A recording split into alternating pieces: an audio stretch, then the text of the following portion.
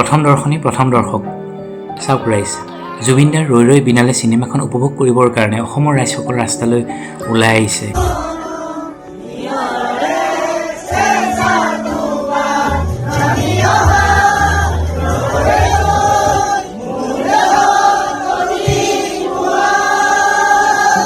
এতিয়া গুৱাহাটীৰ বহুত জেগাত বৰষুণ দি থকা স্বত্বেও মানুহসকল ইমান ৰাতিপুৱাই মুভি উপভোগ কৰিবৰ কাৰণে ওলাই আহিছে।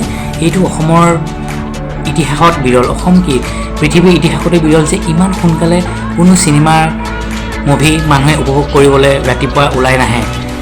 যিহেতু মই লখিমপুৰত শুনিছোঁ তেওঁলোকে 4:45 বজাতো এটা শ্ব' মুকলি কৰিছে, মৰাণত 7টা বজাত মুকলি কৰিছে, বহুত জেগাত 4টা 5টা 6টা বজাত শ্ব' মুকলি কৰিছে।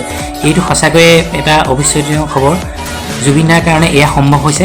আহক আমি ছবিখন ছুপাৰহিট কৰোঁ। জয় জুবিন দা।